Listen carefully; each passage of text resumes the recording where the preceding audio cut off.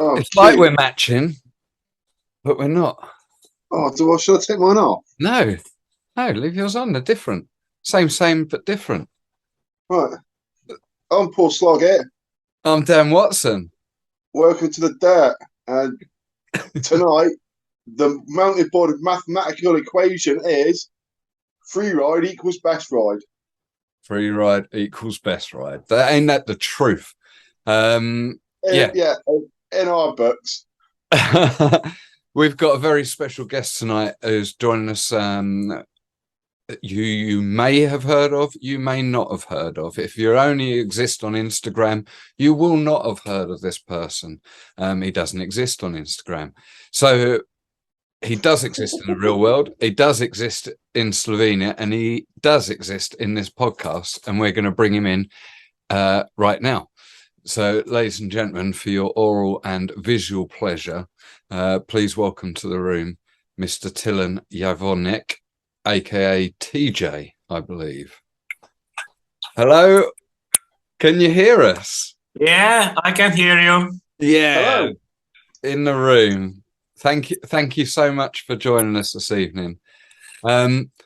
Before we get on to anything else there, I am led to believe that you prefer to be addressed as TJ. Is that correct? Yeah, because a lot of people have a problem to pronouncing my name or second name. That would be me. That would probably be me. I'm not even going to attempt it to save embarrassment because I can hardly speak the Queen's English. Why don't you, if you don't mind, spare us the embarrassment and give us your actual name then, TJ. Yeah, my name is Tilen Javornik. Tilen Javornik. Yes. Very good, Dan. Good. Thanks, love. It's good. I can repeat stuff parrot fashion, but ask me to do it again in 5 minutes' time. Listen, thank you so much for joining us. I'm going to switch my notifications off there.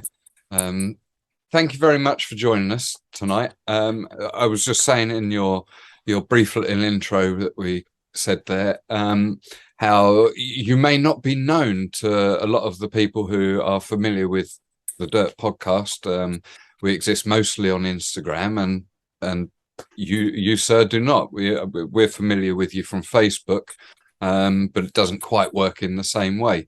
I've been following you for a good few years now.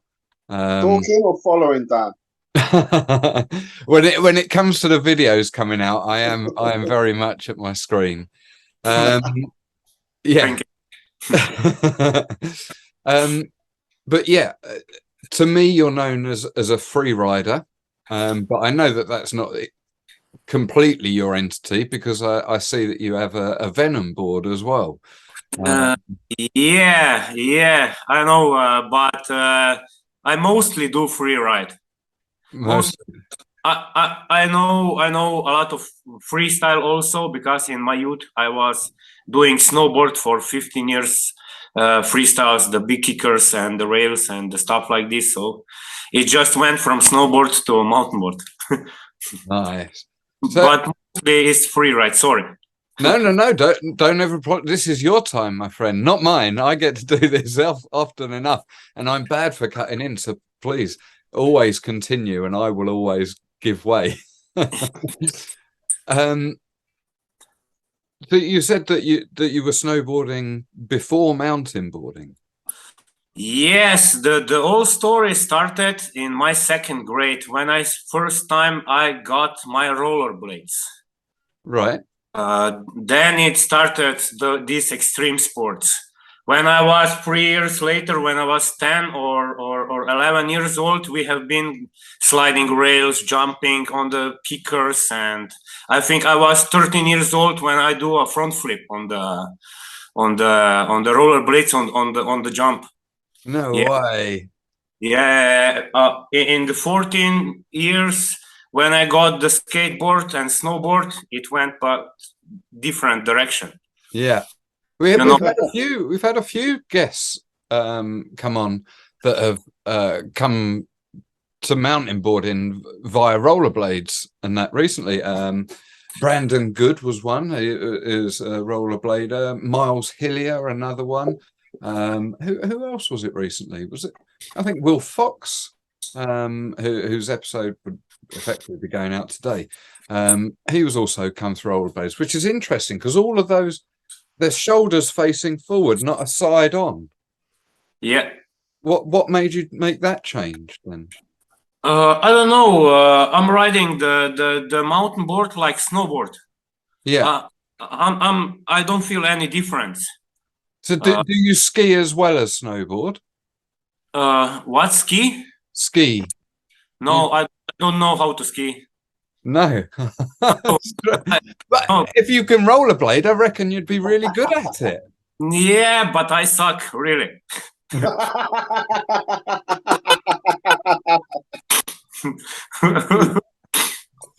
So we need to rewind a bit because TJ, we need to know where you're from, what part of the world you're from as well.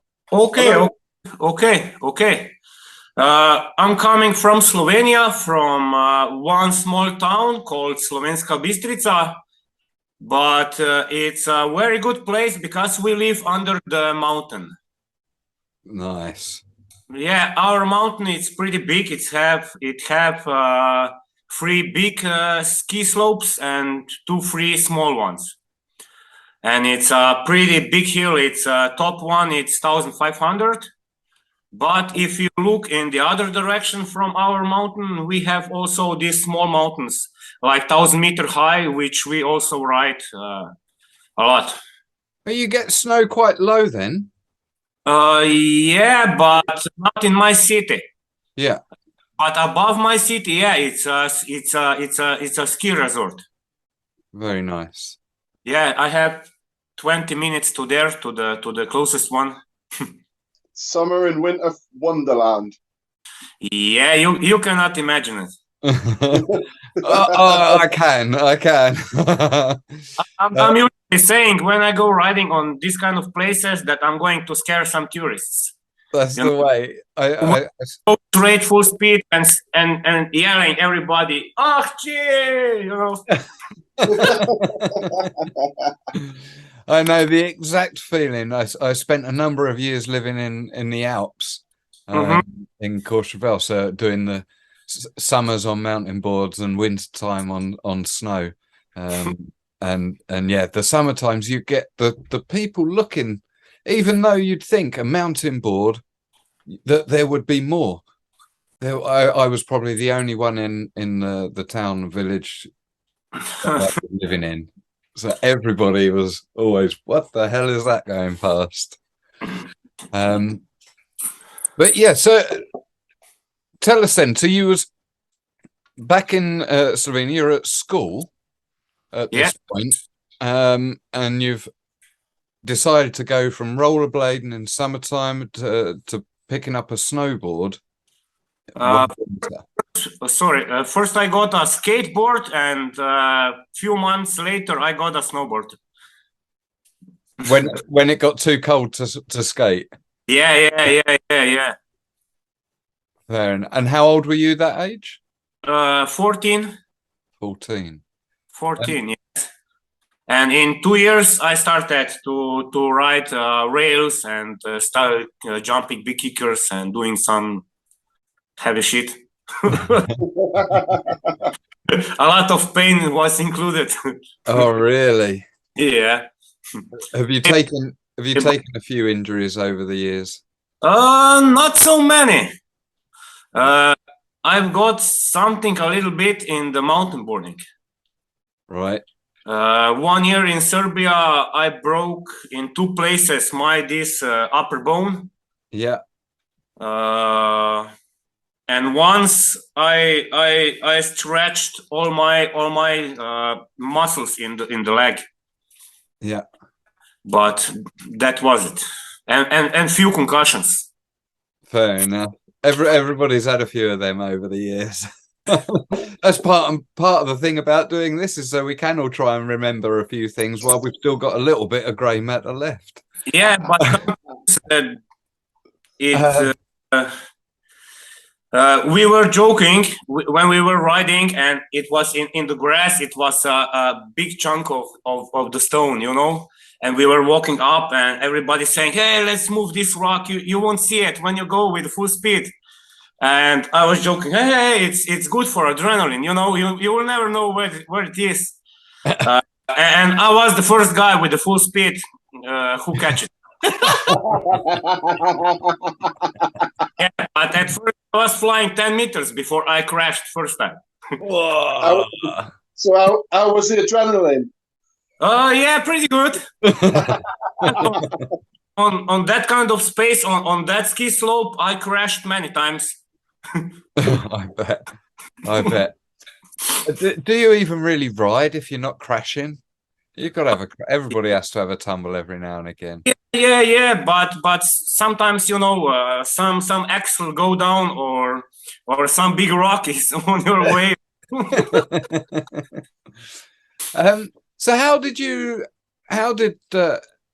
young TJ find mountain boarding then? Because if you're skateboarding, you found snowboarding. Was there a shop in town that sold them, or? No. In Slovenia was this very difficult. Almost nobody is selling mountain boards or something. Right. There was some online shop in Kran, but they're also not working anymore. Yeah. We were riding a snow park on one of biggest resorts, Rogla, and one good friend is telling me, "Hey, dude, I have seen some small mountain board for the kites in some shop in Maribor, but you have to order it over the internet that you can get a big one." Right.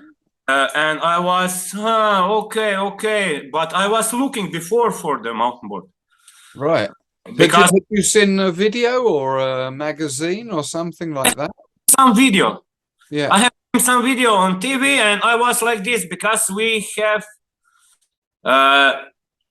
I stopped stopping on the ski slopes after 4 years. We have been driving like hell, and we always have problems with these ski guards or something. Who take care of the ski resorts. We always had problems, and I was always I have to change to the summer boarding or something. There is no people and nothing, and nobody is bothering you.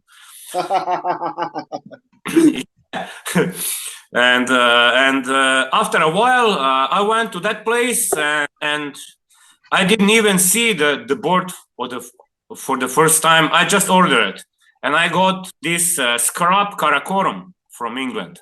Okay.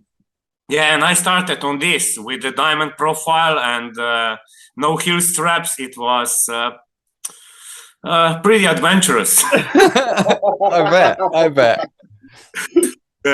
But you must have enjoyed it, though. Yeah, pretty much, because when I started first time on the mountain board, it was like I was riding it yesterday. Yeah. So did the people that you know, what did your friends and family make of the new board? And they tried to join you, or? No, they were not too happy because they know me from the past. I was that guy when the other friends were arguing who's going the first one to try it. I was the first one who went to try it.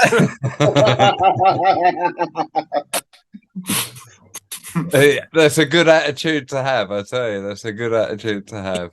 I'm not waiting. I will go and try, Yeah. Yeah. So, and how did that beginner sort of experience go? I mean, I'm assuming if you're adept at a snowboard, you're going to be linking turns pretty easily and knowing how to slide to a stop like a power slide pretty easily. You're going to figure that out. Yeah. Can you imagine, were you on skate trucks or channel trucks on that board? I do street skateboarding, sliding rails and doing flips and stuff like this, and also riding pump tracks. Got you. Yeah, but more on the street than. Interesting. That still doing it. I have been today for 1 hour in skate park because it was 0 degrees outside and there was no kids and nothing. Hey, that's all right. Yeah. On your mountain board? No, On skateboard. your skateboard. Yeah, because everywhere around is a lot of snow. Yeah. So I cannot go mountain boarding. Will they not let you in the skate park on your mountain board? It's too small. Too small. Too small. Yeah. Yeah, I have been in the bigger parks because it's for me it's something the same like you go with the snowboard in the snow park. It's pretty similar with a mountain board in the skate park. Yeah, indeed. So you had your scrub, Yeah, and you're riding street style skate park stuff and kicking and rails and that. I think. How do you develop there from there? Tell us about how you moved on from that. How did your riding? After 2 years, I bought my first nosno. Okay. And then it all changes. And what year would that be? It's opened everything up. Yeah, because I have seen some videos from the guys who were riding nosnos on the single trails and more rough terrain. Yeah, then this is how it started. I started riding more and more, and we have so much ski slopes and pretty good hills, gravel roads, and everything you can ride for a lot of kilometers. It's a lot of ground to ride, so it's more. And what year did you get your nosno? 2012, just before I went into the France when it was the World Championship of downhill. Okay. In 2012. So was that your first competition then? Yeah, this was my first competition. Hey up. So let me get this right. Yeah. You're riding a scrub. What model did you say again? Karakorum. Karakorum. Yeah. With skate trucks. Yeah. And practicing rails and stuff like that around the street. And then you go to yourself, right, I've seen that video from nosno. I like the look of that board. That's going to see me around the mountains. Had you tried riding a mountain on the scrub? Just the ski slopes. And how did that go? Not so well. No, I didn't think. I thought that might be the answer. Like that all the way down. Wobbling. Down the fucking slope. Yeah, and also, when you're on the beginning, you don't know about the profile. It was the diamond profile. It doesn't stick to the ground. No. Zero.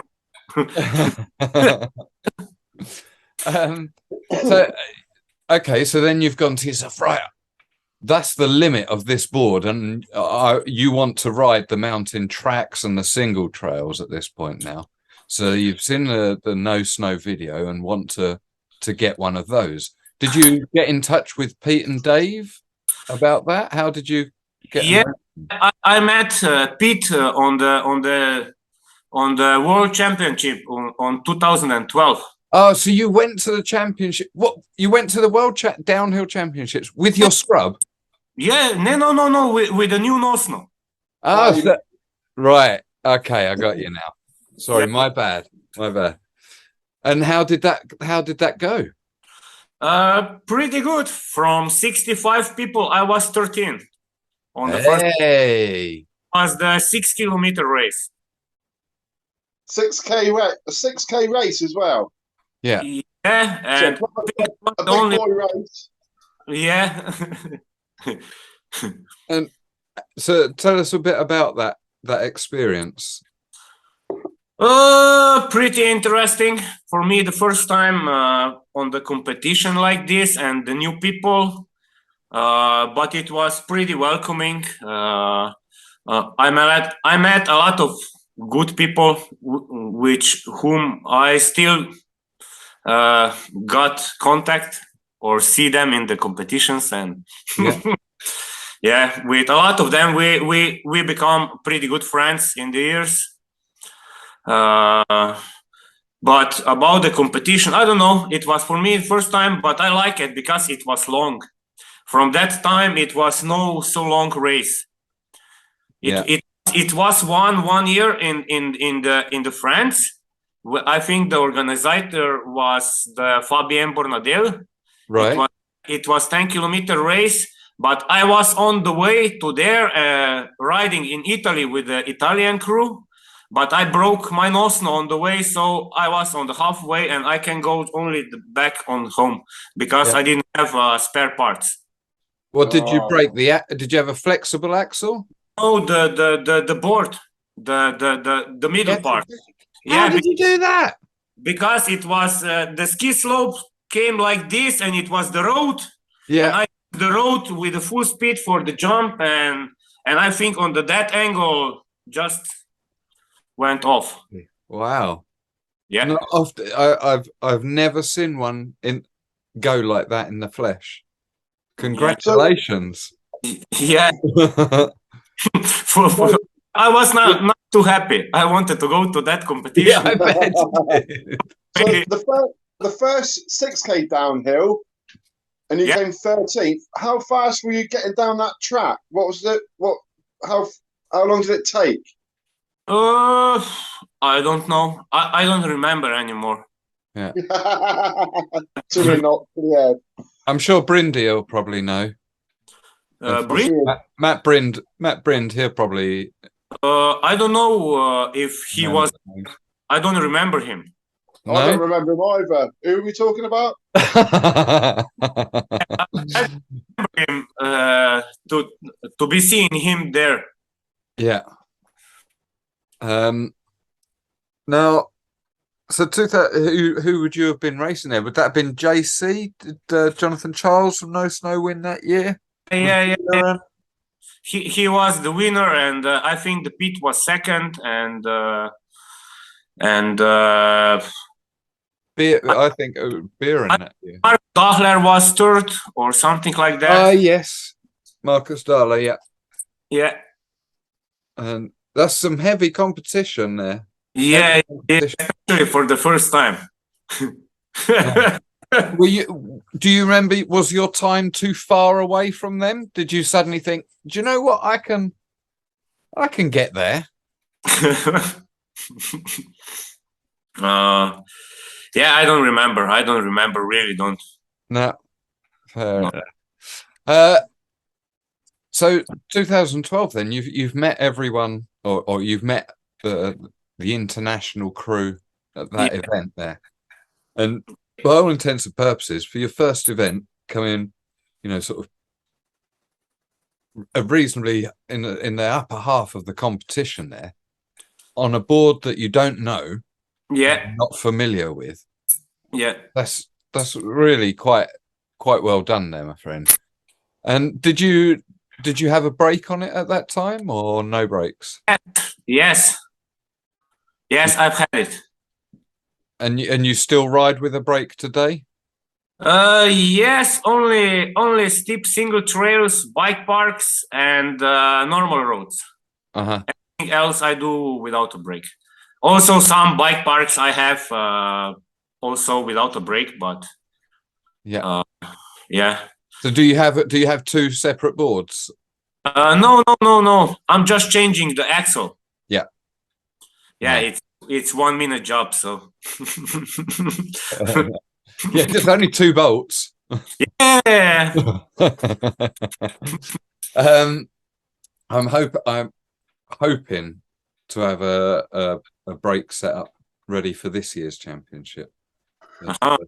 We should have to wait. If I haven't got a no snow with a brake on, I've got an old MBS frame board that's got a brake on there over there. See if that will make it down this year's World Championship. Oh, you got to take it down at least once. Yeah. Oh yeah, it's definitely going to get. I'm going to try and attempt the track on it, but yeah. I'll try and attempt to film that for you. Yeah, You can film it for it. I think Well, it's attempt to. 156 long. It is big. Over there, this one up here. Yeah. So you've left the competition, and where did mountain boarding take you from there? Obviously, you went home, but you went home and you started riding. You started riding your nosno locally to you around these parks and trails, I should think. Yeah. It was like I started to go on the mountains and the big hills, always riding from the top to the bottom, because it was pretty similar what we have been doing in my youth when we went with the snowboards on the big hills and trying to ride down. So, TJ, are you riding these hills on your own? Are you riding these mountains and trails on your own, or have you got a little crew together by now? No, mostly I'm alone. We have a mountain board club in my city, and we are few guys, but mostly I do it alone. Especially this like single trails and stuff like this. The other guys they are scary to ride it. And they don't want to go with me when I go ride to like places like this. Yeah, and that's why we don't see a lot of footage of it. Yeah. I've had 2 or 3 GoPros, but they went to pieces. You know, in single trace, when something go wrong, you go on the head. You know, it's no safe way. That's it. And that's interesting there. You talk about that. Come on, what time are we in here? I'm struggling to keep this in the history part of your riding here, TJ, because I just want to talk about free riding to you. You're riding you say you're riding the trails more and that, and the single track trails. Yeah. Is this mountain bike trails that have been set in that you're riding? Mostly I go for the walking paths. Okay. Yeah, like I told you, I have here the big mountain and these big hills we have. I think I went on almost all walking paths. I usually park my car under the hill, and I put all my baggage on me, 30 kilos, and I go for 1 hour or 2 hour walk on the steep this walking path. So first I see it if it's everything okay, you know, and after, you know, just go. Nice. And earn the turns. That's it. Earn them turns, in the truth. As Dan likes to say. What do you setup wise? What's your preferred setup in your region? Are you on a 8-inch, 9-inch, 10-inch tires? No, 9-inch. 9-inch. 9-inch. On 10-inch, you're too high. The board is too wobbly. You know, I'm riding this 9-inch from MBS tires because they have the best grip. Yeah. And they are 4 plies, and you can ride over the nails and the glass and everything, you know. Well, hopefully there's not too much glass and nails up in the mountains of Slovenia. We have a lot of problems with the farmers and the guys like this. They're intentionally leaving the nails, the boards with the nails under the leaves, and sick shit. What? Yeah, we have a lot of problems with this. So you have to be careful, or some cable, you know. Yeah. By you walk the trail up first. They got a lot of that in Canwoods, Dan, where like dog walkers and forestry commission, just bit of barbed wire, bit of cord across the track between 2 trees. Yeah, stuff like this, yes. And a lot of nails hidden in the ground. Yeah. What's wrong with people? They don't want to share the land, Dan. Yeah. It's not their land. Exactly. Anyhow, that could turn into a very deep conversation there. So that intrigues me because, like, walking trails, they're not necessarily known for their flow. You can encounter, well, not just horrendous stuff left there by farmers and horrible people, but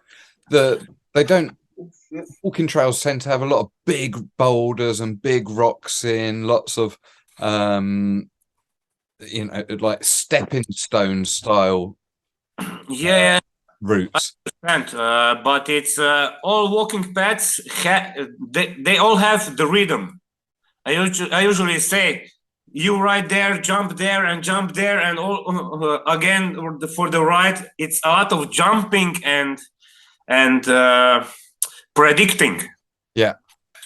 Well, that suits the nosno style as well, with the jumping and the way that they can bounce off of stuff, and it is a very different technique to riding a nosno to a standard channel truck style board. Because there's so much flex available within that nosno deck, and if you're riding flexi axles again, you've got a whole floating platform that can twist and turn and everything, with the terrain or with the input that you as a rider give that board. They really are quite an animal and the right tool for big mountain riding. If you want to do it comfortably, that's the other thing about a nosno, is that they make the big mountains more comfortable to ride. For the rough terrain. Now listen, I can see behind. Are you in a gym here at the minute, TJ? Yes, this is my training facility when it's bad weather outside. my own fitness, yes. Excellent. With photos from the bike parks and races and.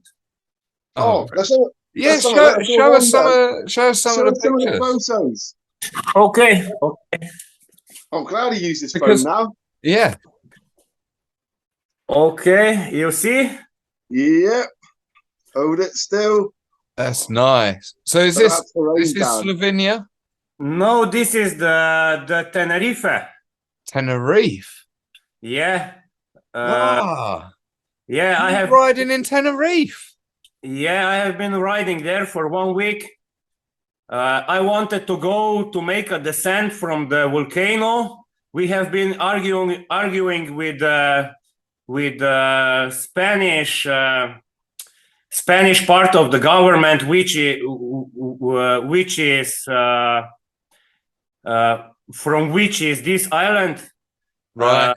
And we have tried for 3 months to convince them to let me go for the descent, but on the end they wrote, if they caught us, we will go to jail. No. So you went and did it anyway? No, because there was a lot of cops this day, and they and from some unknown reason we couldn't go to the top. The guy didn't want to tell us why we were the only ones who cannot go to the top of the book. So it's still not been ridden then? No, because it's prohibited even for walking. You get a license and you can be there only for 2 hours. Even the tourists on the foot. Yeah. Well, is it an active volcano? I don't think so, but they are pretty strict about their land. Yeah. Because the half of island it's a natural reserve. Right. Okay. Now I went to Vesuvius. You can come back onto you now if you want, TJ. I went to Vesuvius a few years back and walked up that. And as I was walking up, I was thinking to myself, this could easily be ridden down here. And there was no gates or or anything like that. You know, it just sort of emptied out into a car park that turned into a road that went down into the town. So Vesuvius is a volcano that you could potentially ride. Vesuvius, it's where? In Italy, South Italy, by the on the Amalfi Coast there. But yeah, that's worth a look. That'd be nice actually to tick a volcano off of the list. Yeah. This was the idea. Later on, after we didn't got the chance here, we have been talking with some guys after going on the Etna. Right. Yeah, it's maybe more possible to get there. I have seen the people are riding bikes on the Etna and stuff like this. So yeah, if people are riding bikes up it, it's fair game as far as I can see. Yeah, so it won't be so problem. Yeah. And so have you been on many other trips mountain boarding then? Yeah, I usually go after competition. I go for 1 week into the Alps, into different Alps. I have been riding in Italy, Austria, Swiss, France, and what's down there between France and Spain? Down between France and Spain? The mountains. Oh, the Pyrenees. Yeah, also the Pyrenees, yeah. Yeah, I have done few 3,000-meter high mountains and few 2,000-meter high mountains. Oh, nice. Very well impressive. Love that. Yeah, it's somewhere around 24 kilometers of the single trail. That's the way. I think when I was living in Courchevel, if we did top to Bride-les-Bains at the bottom, it was about 35 kilometers. Yeah. There was only one spot where you had to walk for maybe 200 meters on the flat. Yeah, I know. One village halfway down. I usually go medium walking path. Yeah. It's the hardest, medium, and the easy one. I learned in the years that it's better to ride all the way, and on the few parts you have to climb a little bit or something. Because on the easy way, it's a lot of walking. Yeah. Yeah, it's too straight. Yeah. This is the truth. This is the truth. And yeah. It's the same for the vehicle tracks as well. A lot of the time you can get some good long sections, but then you'll have long sections again that just traverse the whole mountain. And yeah, I know. But they are pretty good when you ride under 2,000 meters. When you're above 2,000 meters, everything changes. It gets a lot more rocky, that's for sure. Yeah, because the roads become the part of the mountain. Mm.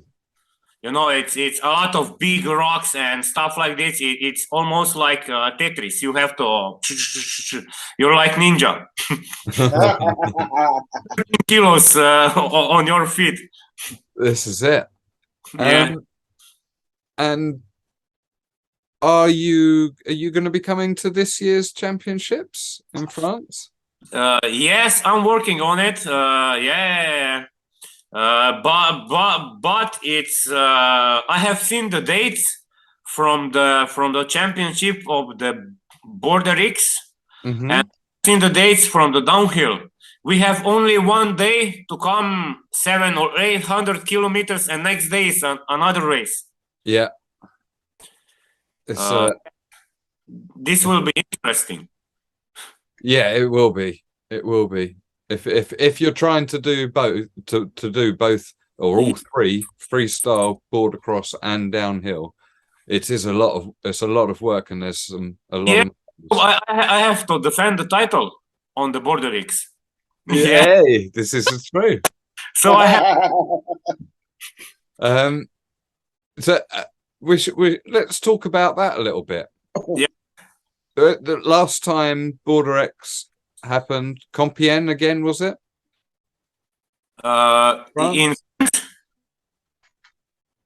Yes, was it in France? Yeah, it was in Compiègne. It Yeah. will be the same track like it was 4 years ago. And are you competing? What you're old enough? I hate to say this, but you're old enough to be competing in the Masters or the Veterans. I think in Masters. You are competing in Masters. Yeah. Are you sure you don't want to compete in the pros? Oh, you also compete in Masters? Well, of course, I can't compete in any other category anymore. They need to make a new category up for us. What? For old codgers who can't ride, too old to ride anymore. Yeah. The OAP class. Yeah. Yeah, I'm also 42 now, so. 42. I haven't even got an excuse now, have I? I'm 1 year older. I'm 1 year older. That's enough. I think we should start some beef off here, just for my amusement. Yeah, so see you on the starting gate. Yeah, indeed. That's the truth. And you also go later for the downhill. Yes. Yes. Oh, super. Both of us will be going along there.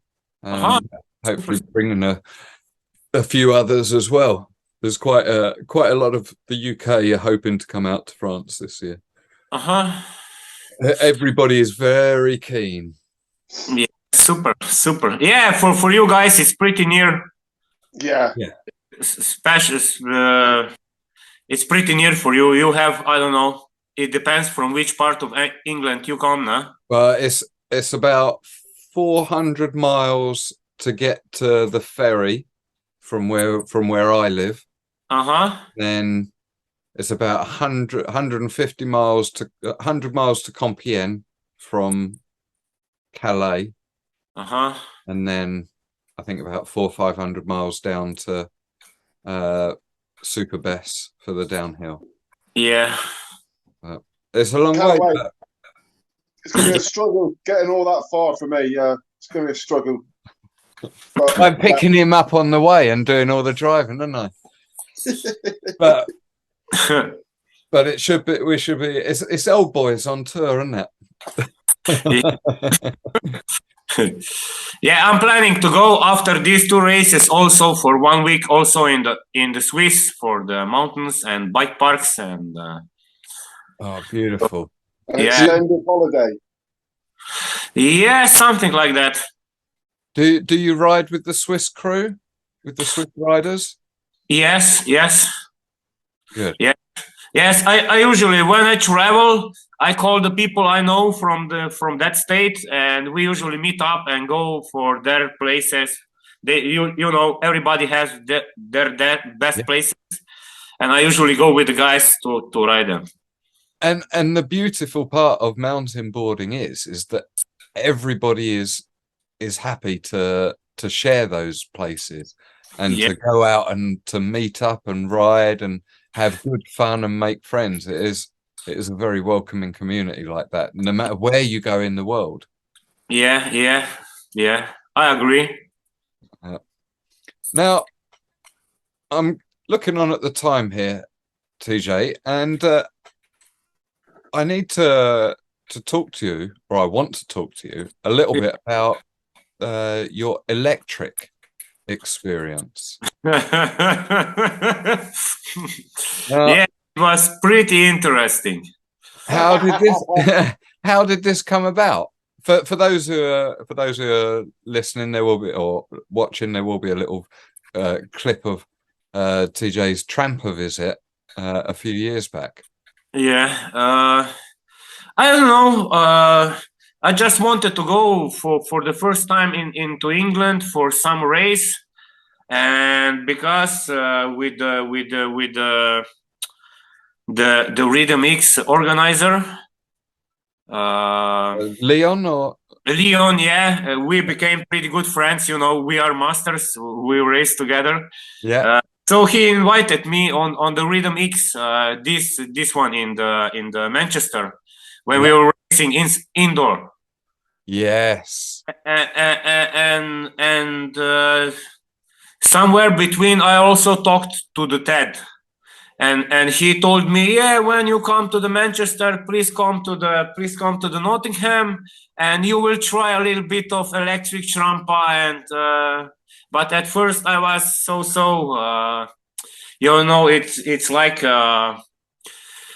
it looks like a toy, for me for the first time. But later, at the first time, it's a bit like cheating on your girlfriend. yeah. But I don't know. It was the places around Nottingham. They are too straight. Yeah. For the real test. It is very flat in Nottingham. Yeah. But I don't know. I think I'm too heavy for the electric mountainboard. How much do you weigh? 90 kilos, but I have pretty strong legs. Yeah. Because I broke a lot of parts while we were filming the movie end. Yeah, because I for the first I went for the jump and for the stepping into the corner, and later the cameraman told me, hey, those boards were not made for the jumping, and so I just for it. Well, I tell you what, TJ, this year, if you haven't been back on them, we will have ours with us in France. Yeah. Have another go this year. Because the technology has come on a lot since then. They're a lot more powerful. I've just this weekend had the new Tramper, or they're not new, but the Tramper IR trucks. So they're the double kingpin, like a nosno. But shaped like a channel truck, and they're upside down. But yeah, they're really smooth over rough terrain, like the nosno is, but heavy, like the nosno. Yeah. But yeah, they're really good now. They are really good. They've come a long way especially over the last 5 years. But did when I was riding and when you jumped or something, always the motors went out. Not anymore. When you needed the most power, there was no power. Yeah, not anymore. No anymore. Well, no, me and Slogs, we've ridden them up, and down. Mount Snowdon, which is the tallest mountain in Wales and the UK, and then no, not the UK, Ben Nevis range. We've been up and down parts of that. Pen y Fan, another mountain in southern Wales. So they are powerful to go up them. They're the different drives. Did you have belts on the board? Yeah. I've tried the strongest one. Yeah, so the strongest one is not belts. The strongest one at the moment would probably be the gears. They have much better torque at low speed. So if you stop, or if you're on a incline and trying to really power at slow speed, they're better for that. Much better. And if you're coming down steep terrain, the gear, and you need to use it as a brake, they're more effective at locking the wheels or controlling the descent much more. Super. So yeah, have a go this summer when we bring it out, because it'll change. Well, that said, I'm sure Ted would love to have you back again, because he loves having people around. It's always fun. A visit to Ted is always fun. Did he take you to the Thai restaurant? No. I thought he likes taking people to a lovely Thai restaurant in Nottingham, where you cook all the food in front of you. It's real good. No. I went a while back though. I think. How long ago did you go, TJ? What? Sorry, what year was it? 20, 215 or 216. Yeah. I cannot remember when it was it was 218. Yeah.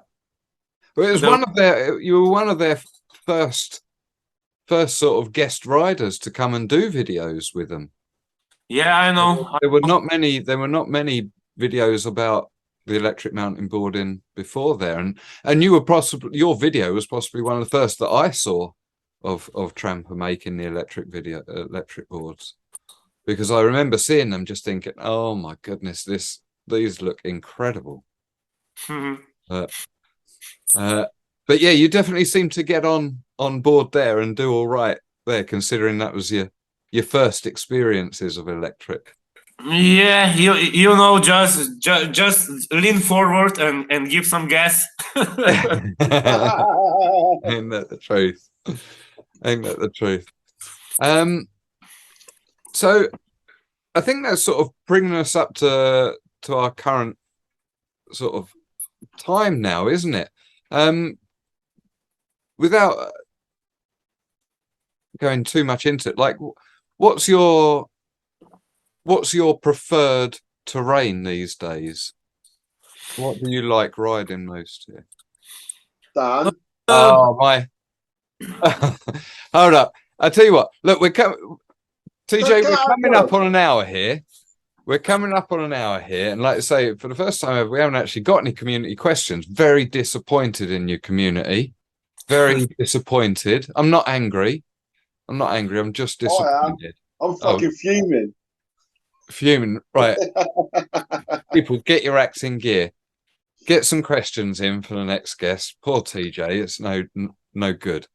Let's go over to Slogs' 10 set, because I was about to ruin his questions here, and I think we're sort of wrapping up the interview as such here for the moment. But yeah, go for it, Slog it. Well, got 10 questions for you, TJ. 10 or so. Okay. Are you regular or goofy? Left foot forward. Reg. Is that skating as well and snowboarding? Because we've had a few people on that mix and match it. No, I do everything on the left foot, but I do a lot of switch riding too. What, so down the mountains? Doesn't depend which side I'm riding. You know, I've done a lot of freestyle in my youth, so. So you're a bit nifty still with a freestyle. If you can pull out if you have to. Yeah, it's you know, when it turns you, I can go that way also. It's no problem. You know, very quick interjection here. Yeah. This weekend, I went out riding with Eamon Shaw. Do you know Eamon? Yeah, he was filming the Trampa movie. Right. So we went for a ride on our electric boards, and he broke his board in the first maybe 500 meters from the car. Yeah. And our friend Ant has a spare board. Only problem is that Eamon is goofy, rides right foot forward, and the electric board, the spare one, was set up left foot forward. So Eamon says, "It's all right, I'll just spend the day riding in switch." So then he proceeded to do the next 8 to 10 kilometers on an electric board in switch the entire time. And not only did he do that, he pretty much kept up with everybody who was riding the normal way round. You couldn't tell the difference. So, yeah, the only man to have done launch pad in the Forest of Dean in switch. Sorry, James Franklin. James Wankley could probably do it as well. Yeah, but he's going to go back now for the next trip. Never. Sorry, I had to cut that in there. Yeah. What's your current favourite terrain to ride, Dan Watson? Favorite terrain? Big mountains, big rocks, a lot of routes, more like bike parks or single trails. When I go alone, definitely. Something what you need your wits about you at all times. Yeah. Do you prefer? Oh, hold on. I'm scared to say any questions now. But do you prefer? I think I'm safe. A bumpier, rockier sort of ride, or do you prefer like a smoother mountain pass sort of thing? No. The more hard terrain. The harder and bumpier, the better. Yeah. Because sometimes I think you're not even sticking the ground. It's so bumpy. I quite like a loose terrain as well, like loose shale. Where it slides around. Yeah, you're sliding across it sideways as you're going down as well. Yeah, this is a lot of this is happening on the gravel roads. Sometimes I go for these 5 or 10 kilometers of gravel roads, and there is like on snow. You go sideways for 15-20 meters, into the corner. Yeah. All four wheels leaving the trails. Oh no, you're stepping into the corner and sliding. Because we have in the corners, we also have the small how do I say it? The bumps or and you can, and if you can even push yourself into the corner when you're overstepping and drifting. Okay, is that due to water, the bumps? Yeah. Nice. Yeah, it's pretty funny. It's like riding like a rally car. You go from the one corner to another. You just go all straight, that you have all speed you have, and then you just go sideways for the 15 meters. And then start again. Yeah. And also and again to another corner,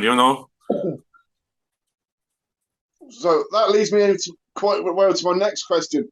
What's the longest length fire track you've ridden? Like time wise and length wise, how long?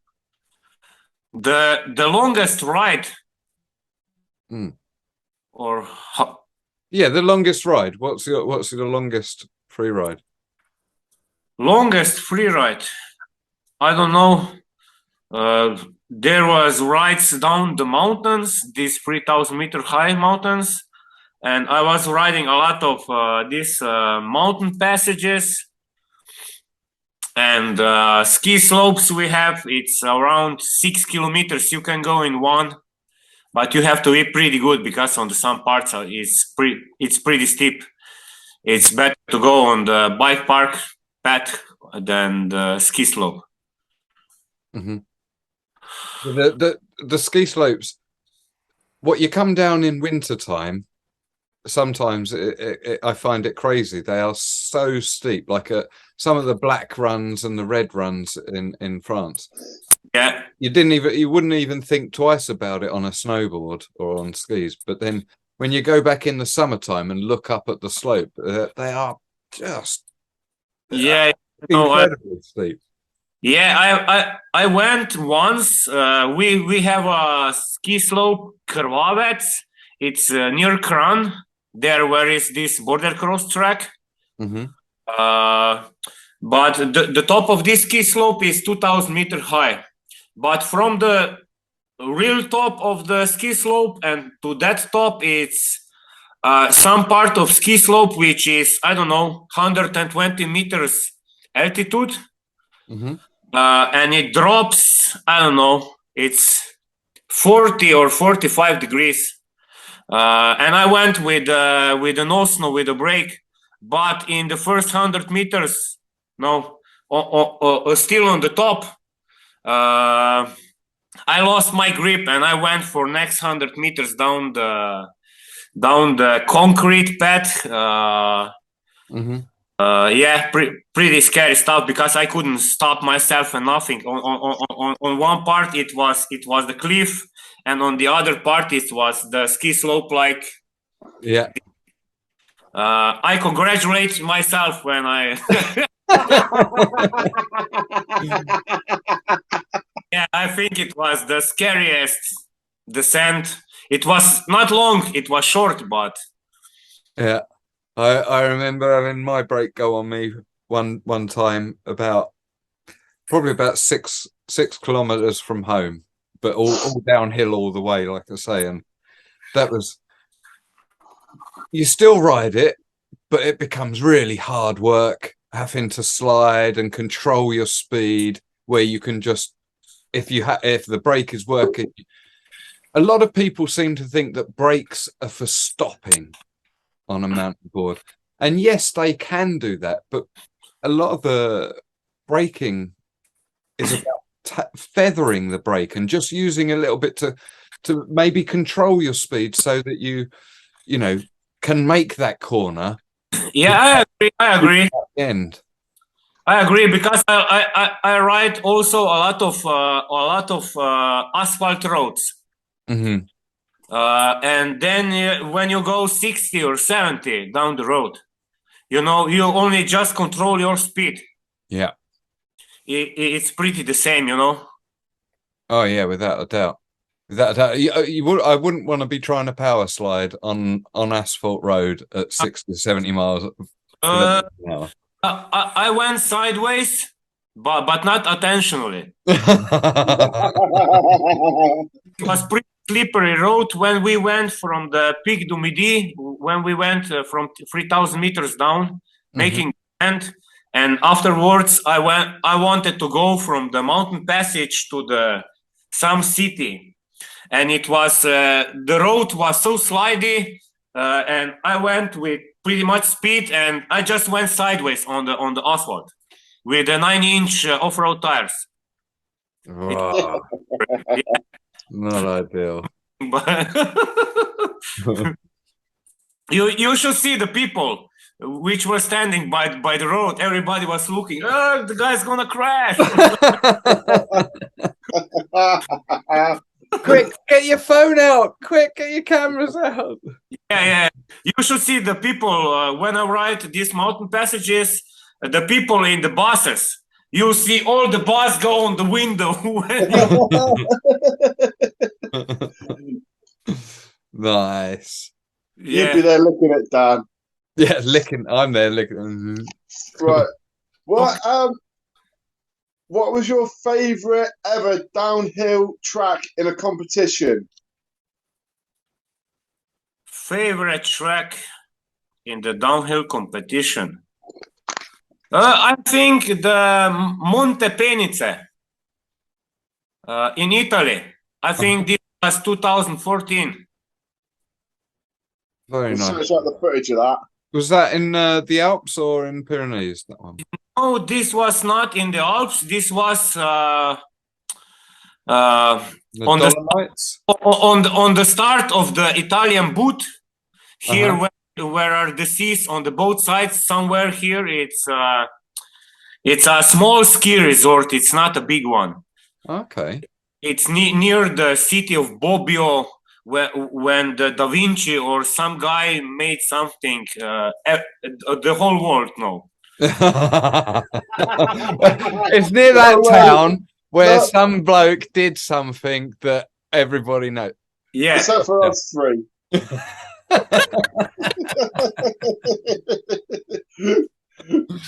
We'll dig the footage of that out, so I'll have a look at that. What was your favourite overseas trip? Overseas, overland, favourite trip outside of your own country? I think the favorite trip was to the Tenerife Island, to the Ivan, the Venom guy. Yeah. It was some special experience. Is that when did you get your board then, or did you obviously you got to meet him and see the boards being made, did you? Or? I got the boards from him a few years before when I won in Catalonia.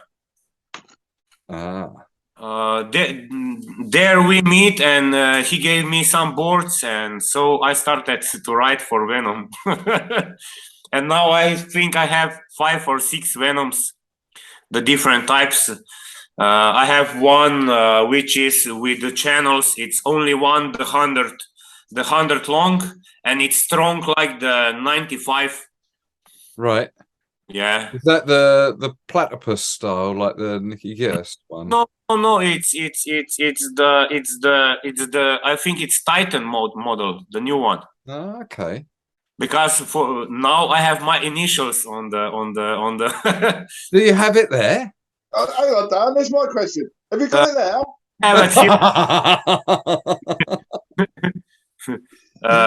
No, I have it down in the living space. Well, after this, send me a picture of all your boards, and I'll place them up on the screen now so that everybody can see what boards you're riding. Okay, problem. What's your current Freeride setup? Is that still a nosno? Yes, definitely. On 9-inch, sometimes with a brake, sometimes without. Yeah. Are you on snowboard boots? No, the regular walking boots.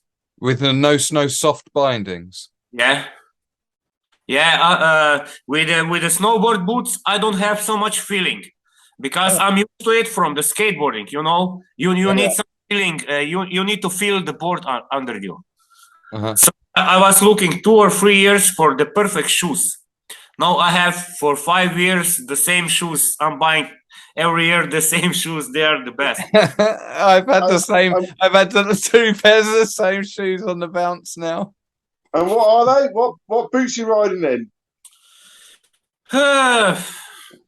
There are some regular shoes for €100. They're for trekking and walking. They are not for real mountains, you know. Yeah, you want to talk about so you get a sponsorship deal. Yeah, it's a funny thing. I got them from the sponsor because every year before I go to the competitions, I go around for the donators and sponsors, and sometimes I got shoes, and sometimes I got some money. You know, nice. They also have a sponsor for the bearings. Right, I got one more question. Yeah. Right, what is the best freeride spot you've ever been to? It's a hard one. Yeah. I'll only going to accept one answer. Because he's a bastard. I think the Adelboden, the ski resort. Right. I think it's Adelboden in the Switzerland. I think it was one of the greatest free ride places I have been. And were you there alone, or were you with other riders? I have been there with Michael German from. He has this GMC shop, something for the mountain boards and stuff like this, and he lives 10 kilometers away from there. Yeah. It's on the beginning of the big mountains in the Swiss. It's pretty nice place, really nice place for a lot of free rides and different kind of free rides. You know, you can ride 10 or 15 kilometers, different grounds and different paths, and you can come in one valley down or in the other valley down, and pretty amazing. Well, the mountains that are local to you, do you still live in the same place you grew up? Yes, in the same city. So have you literally ridden every inch of the mountains that are close to you? Yes. Yeah. Every inch. Like the back of your hand. What? You know them like the back of your hand now. Yes. I was just thinking. I bet that phrase probably doesn't exist in Slovenia. What kind of phrase? That to know something like the back of your hand. We have this kind of phrase. Listen, TJ, this I'm going to look to wind this episode up if that's all right. We've been knocking on a few longer episodes, and we've got to get through them all now. Like we said, I've thoroughly enjoyed this episode because it's not very often we get like a proper freeride fanatic that does the big rides, which is what me and Dan, I think with age, have currently started to enjoy more. Yeah, and it's been an absolute pleasure. Yeah, definitely. I second that. You know, there are a lot of people who freestyle and ride parks and ride tracks and stuff like that, mountain bike trails and groomed areas. But the hardcore free riders who exist in the mountains there's not many out there. There's not nearly as many as there are normal sort of riders. No.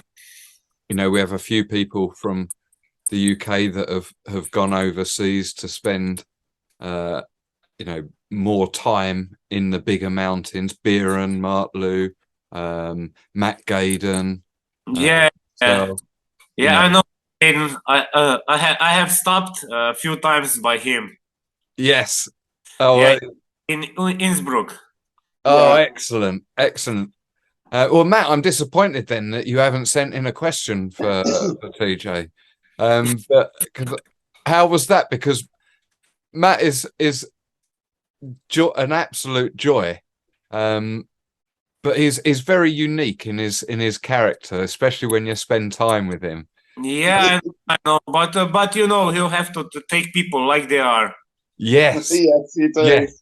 That's especially in the mountainboard community. That's it. I think, I think everybody is a little bit that way within the mountainboard community, because you've got to be, you know, to hurl yourself down mountains over rocks and, you know, routes like you do, and then keep coming back. Yeah. Because you enjoy it. Yeah. Is that normal? I don't know.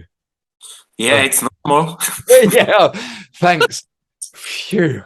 I was talking myself into a corner there.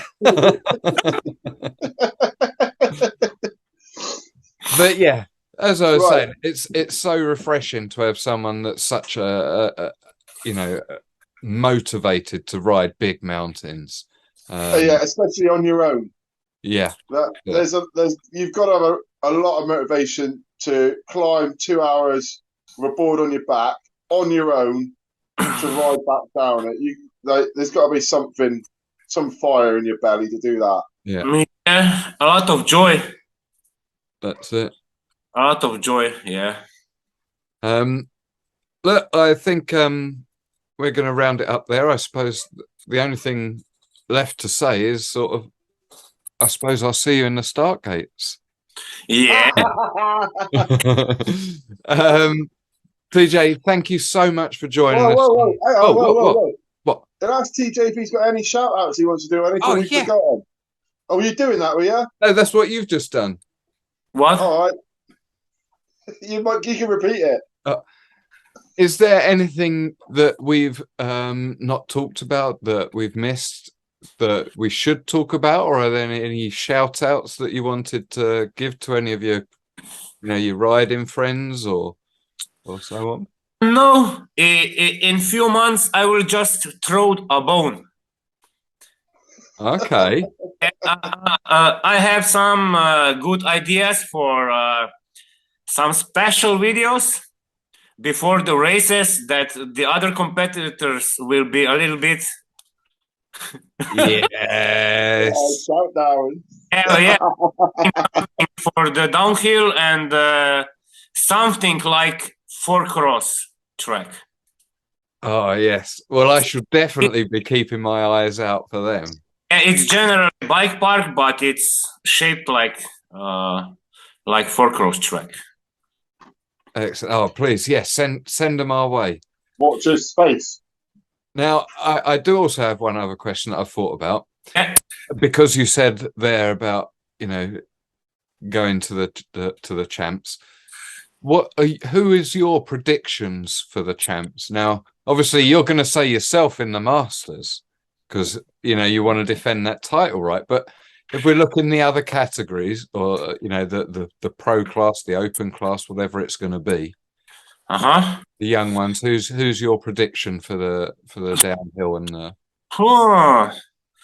I think in the pros will be one of the Brindy brothers, because they usually are. Here's a question for you then: if there are a few guys, other guys, but they come forward just if they fucked up, Now, follow-up question then: will your time be quicker than the Brins' time? Where on the in the downhill? I don't know. We have been racing together. I think on the one race or two races on downhill. We were pretty close. With the times. Yeah. But I think there will be also some hidden talents. I think so. Yeah. We will be joining us, and I've heard something that some old of Nosno crew will be joining us, and something like that. So I think it will be interesting. I hope you're right. Very interesting. I really hope you're right. And yes, that would make things very much interesting. Yeah, but we will see. It was not a world championship in downhill. It was not for 10 years now. No, this is it. Be pretty interesting to see, but it will be difficult for us, which will be going for the border X first and then for the downhill, because I think there are a lot of only downhillers will be 1 week before on the riding place. I am already looking. I'm already looking for a spa and masseur for a body rub between the things, get my legs back in before the downhill. I thought that was my job. I thought that's it. You drove, I fluffed. That was the deal, wasn't it? Yeah. You bring the oil and get on with that. Listen, TJ. Yeah. Thank you very much for your time this evening. Yeah, it's been a pleasure. I really enjoyed myself. Yeah, definitely. I can't wait to meet you in the flesh, my friend. I'm really looking forward to it, and I'm really looking forward to riding with you this summer.